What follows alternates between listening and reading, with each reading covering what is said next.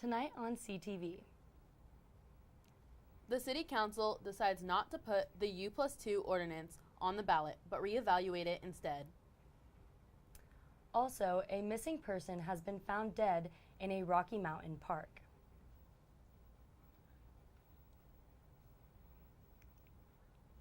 And an exclusive guide to the best spots on campus.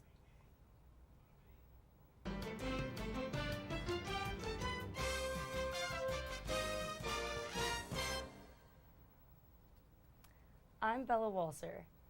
And I'm Karma Robbins. The saga of U+2 continues as Fort Collins City Council decided not to add a related question to the ballot in November on Tuesday, September 5th. The council met to discuss the ongoing issue, specifically whether to refer it to ballot or not. This would not have allowed voters to vote yes or no, but rather if the council should change the parameters the law was built on instead. The council decided to re-examine these parameters based on the updated land use code. While the issue is far from dead, this re-examination could be one step closer to the outcome most Fort Collins residents hope for. Colorado authorities recovered the body of a 29-year-old male solo climber who went missing in the Rocky Mountains this past weekend. The Summit County Rescue Group said they recovered the body, whose name has not been released, near Officers Gulch Sunday morning. According to the SCRG, a friend of the climber reported him missing late Saturday night. The friend, whose identity is protected for privacy, said the climber called to let him know he would be home shortly. After not hearing back from the climber for hours, the friend drove down to Officers Gulch and found his car still parked. He then proceeded to call 911. The Summit County Rescue Group released a statement extending their condolences to the loved ones of the deceased. The statement also gave safety precautions useful for solo climbers. Has the air been weird lately to you all? According to the National Weather Service in Boulder and the Colorado Department of Health and Environment, this may be due to the Canadian wildfires burning to the northwest. Smoke should clear out in the next couple of days. The health department believes yesterday was one of the smokier days. However, areas such as Fort Collins, Boulder, and Denver are more sensitive to smoke. With the ozone alert, people who have weaker lungs or asthma should try not to go outside. If smoke becomes any thicker, it may be best to stay inside, especially if elders have heart disease or respiratory problems. Another lawsuit has been filed against former President Donald J. Trump on Wednesday, this time by a group of Colorado voters. The 6 plaintiffs are being represented by a nonprofit watchdog organization named Citizens of Responsibility and Ethics. They claim Trump has violated the 14th Amendment by inciting the January 6th insurrection and should be banned from the presidential ballot. Colorado Secretary of State Jenna Griswold, who is also being sued, told Denver 7 News that she looks forward to see how the Colorado courts resolve this situation. We'll have some more news for you after the break. Living with someone you don't know on the other side of the wall is hard, especially if you don't know how to be a good roommate. The first thing that you'll want to do to be a good roommate is make sure that you always stay quiet.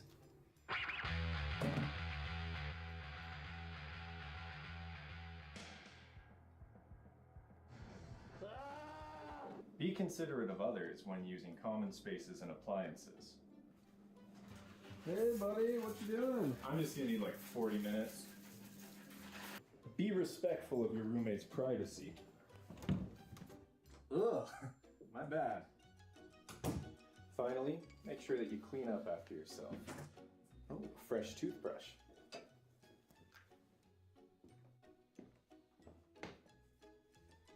Have you seen my toothbrush?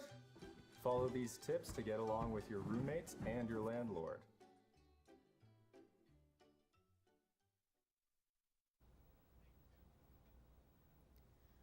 Welcome back, CTV.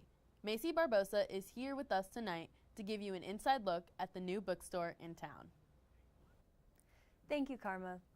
Books have the ability to transport readers into new worlds, but recently the demand for books has decreased.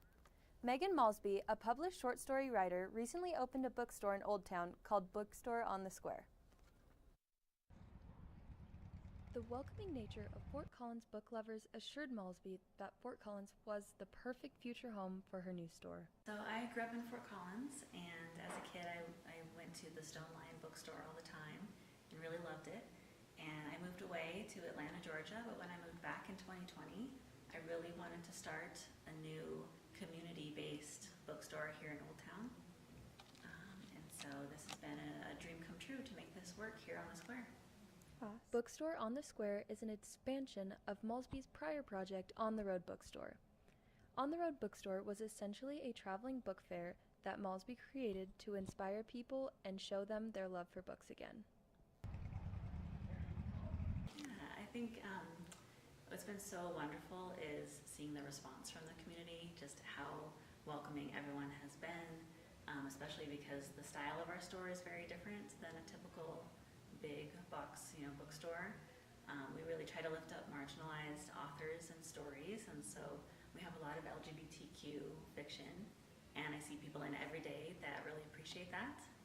We have a lot of banned books that are being banned in other places, and we're trying to make sure all of those things are front and center here at the store. Next time you're in Old Town, make sure to go check out Bookstore on the Square and find your new favorite book. Malsby hopes that her store can bring back books to Fort Collins. If you ever get the chance, this lovely new bookstore may be worth checking out. Back to you guys. Homeless encampments have been found along the Podre Trail, mostly found in areas with a lot of foot traffic. On September 3rd, Fort Collins Police Department released a statement saying a group of organizations cleaned up around 31 sites around the city. Some items they have found are around 16 cubic yards of waste, 5 cubic yards of metal, 25 needles, and 8 shopping carts. The statement also said that police allowed the occupants to grab their personal belongings before vacating. Now, here's Kate Sherman reporting on CSU's Hidden Gems. Today I'm going to be taking you all around campus to the best spots to hang out in. Karma. As new students come to CSU and start exploring campus, they may be unaware of all the hidden gems you can stop by between your classes. Today I'm going to be taking you all around campus to the best spots to hang out in between your classes. We're gonna go talk to some students about their favorite places to hang out, but first I'm gonna show you my favorite place on all of CSU's campus. Let's go. Inside the Plant Growth Facilities building, if you go to room 112, you will find the CSU Conservatory. This place stays warm like summer all year round and is filled with beautiful plants and cool fruits. Now let's see where other students' favorite place is. My favorite place to hang out on campus is either the rocks in front of Braden or the Montfort Quad right here and just under a tree. Mine is that grass field over by the library under the tree. I like to sit there in between classes and do a little homework. My favorite place to hang out is probably the Oval or the library. I like that Iron Field. My favorite spot on campus is probably the Oval. I spent a lot of time in the Oval last year, especially during the fall with all the orange leaves. It's very pretty. And I spent a lot of time here as well at the Mumford Quad. I think that's what it's called. I like to go sit out in the rocks in front of Braden. Probably the Student Center. My favorite place to hang out on campus is right here in between the two wings of Clark. It's really quiet and you can sit in the sun and do your homework, and it's really right in between all my classes, so I come sit here in between them. Students seem to love being outside in this recent warm weather, but when it starts snowing again, you'll find me in the conservatory. Where are your guys' favorite spots on campus? I would have to say one of my favorite spots is definitely the Oval. I mean, it's basic, I feel like, but it's just really pretty, and I don't know, I love taking people there and laying down a blanket. Yeah, I think my favorite spot is probably either the Braden Dining Hall for the ice cream or just the Laurie Student Center because there's also a lot of food in there. and I can use my Ram Cash to get it. Yeah, that's nice. I love the food in the Laurie Student Center, but sometimes I wish they would add a little bit more. Oh yeah. You know, I feel like I wish we had some more options sometimes, but. Yeah, I also go to the AV Dining Center, and they have Mongolian food. That's pretty good too. The Mongolian food is so good at the AV Center. Yeah. Colorado State is currently a temporary home for an exhibit surrounding women's fashion and tennis. In honor of the exhibit, the Avenir Museum will be holding a number of tennis-related events throughout the semester. Today we're having a U.S. Open watch party, which is one of several events that we're having alongside of our current exhibition, which is called Courting Style, Women's Fashion in Tennis, which is on loan to us from the International Tennis Hall of Fame. Party is the first of many events to come surrounding the exhibit. This weekend, there is a sold-out event called Center Court. The CSU's women's tennis team and coach will be coming to the Avenir Museum to discuss the history and evolution of tennis at CSU. Former tennis professional Christy Treadway will also be making her way to Colorado State next week to be a visiting speaker.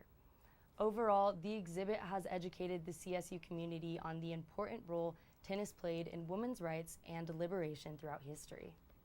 Tennis was that first place where men and women could, or one of the first places, second to croquet, was one of those early places that women could play sport alongside their male counterparts.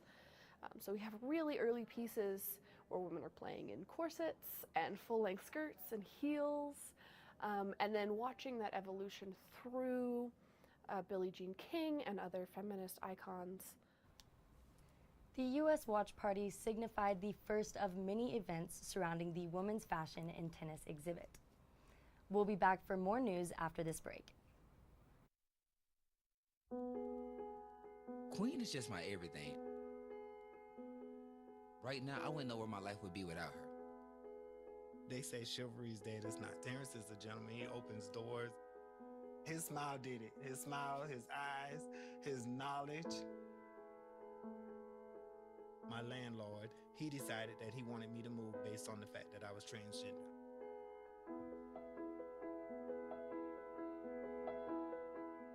It takes me to a place of no hope. It takes me to a place of loneliness. It saddens me. When you discriminate against somebody in housing, where do these people go?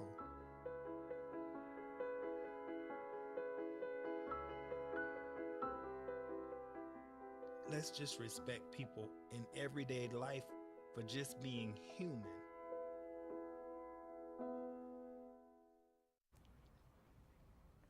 The YDSA, also known as the Young Democratic Socialist of America, is holding their first meeting for the year this Friday and has many plans for the school year. If you have never heard of the DSA, it is the largest socialist organization in the United States, with elected officials at various levels of government, and it has its own chapter on CSU's campus. Some of the things that different chapters of YDSA around the country have succeeded at are things like organizing campus workers, being able to win, things like a campus-wide $15 minimum wage, for example, being able to get colleges and universities to cover the costs of things like abortion or gender-affirming care for their students, especially given some of the progressive language that universities like CSU use. Colorado State's YDSA gives students the chance to work alongside their peers to become an active agent in change. YDSA members focus more on promoting change that directly affects students, such as U+2 student fees and a campus minimum wage. However, the broader Fort Collins DSA chapter has several other active campaigns, such as Medicare for All and food justice. And of course, a prominent focus for all chapters of the Democratic Socialist of America is labor union and rights. We want people to have a say in more aspects of their lives than we have right now, and that comes from doing more than just voting every November. It's building relationships with the people who are in your community and using the power that we have together to enact change. YDSA will be on the plaza during the day and will be holding their first meeting at 5 in the evening tomorrow. Have you been stressed with these first few weeks of school already? Luckily, there are many resources available to students. One thing you could try to do your homework somewhere other than your dorm, apartment, or house. Maybe try to sit outside in the library. Many other students do this, so you wouldn't be the only one. Another resource is the Lori Student Center. They have many tables to sit and do work, and the food court is an added bonus as well. One last resource is your professor's office hours. They can help you with so much, so make sure you know when they are available. And that's all the news we have for you all tonight. Here's Adam Carlson to give you the weather this week. Thanks, guys. My name's Adam Carlson, and I'm here to give you your weather rundown for the night. Campus is still just alive as ever with the sunny weather we've seen this week, and you can plan on it sticking through your weekend. Current conditions, we're looking at it's sunny out still, sunset's coming up soon, so not for long, and 81 degrees out. Entering September, though, the ever-looming presence of fall is fast approaching. This weather will be pushing through the month, as the monthly average for August was 84 degrees, while September drops us into 76-degree average days. This cooler weather will come with some more rainfall for the month than we saw on campus so far this semester. Tonight's lows, if we look on the western slopes, we have Craig at 38, and as we go down, it's all around the 30s and 40s, except Grand Junction at 57, I-25 corridor around those 50s, and the eastern plains reflecting quite similarly. Now, tonight's lows, we have 89 as tomorrow's forecast, 89 is going to be our high with 53 as our low. It's going to be sunny out though, and it's going to be just a little windy at 8 miles per hour. Now, heading into the weekend and next school week, excuse us.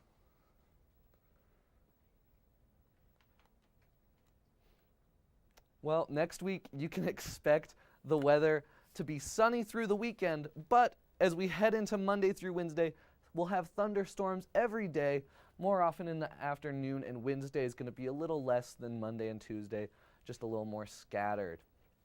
And that brings me to the end of my weather forecast for you all tonight. Thank you for tuning into tonight's news, but stay tuned. After the break, Zoe Weir will give us all things sports here at CSU. Stay safe, Rams. It takes less than 1 minute to find out if you may have prediabetes. You can do it here. But you probably won't. You're busy. Kids, work, show coming back in 48 seconds. So let's do this now. Hold up one finger if you're a man, women, 0. 3 more fingers if you're over 60, 2 over 50, 1 over 40. If you're not sure, keep in mind you're sitting on a couch right now, so 1 more finger if you're not very active. 1 finger if yes, 0 if no. 1 yes, 0 no. Next, find the body type that looks most like you and hold up that many fingers while I look around awkwardly. And that's it. If you're holding up 5 fingers or more, you probably have prediabetes. Sorry to be so blunt, but hey, you're busy. Just go to the site.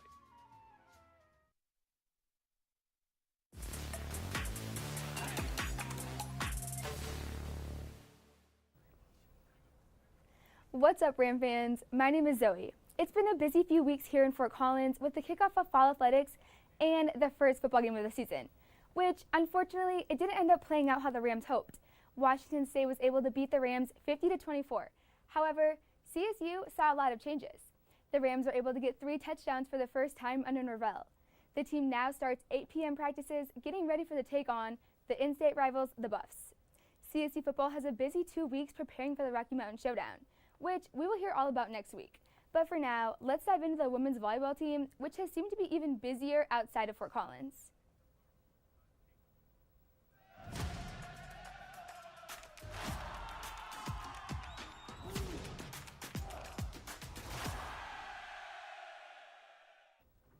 Colorado State took the dub in 2 of the 3 away games this past week, starting with Arkansas. The Rams put up a huge fight but fell short in the 5th set to the Razorbacks.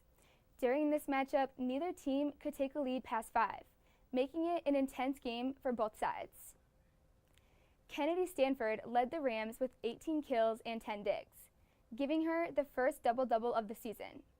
Other key contributors to the offense this game was not much of a surprise. Malaya Jones had 13 kills and 6 blocks. Karina Leber for 13 kills and 4 blocks, with Naima Weathers right behind for 12 kills and 4 blocks. The Rams were able to outblock the Razorbacks 9-7 and were also able to outdig them 79-68 on defense. The Rams fought hard to give the team an upset on the road, but couldn't hold on during the 5th set. Next up, the Rams headed over to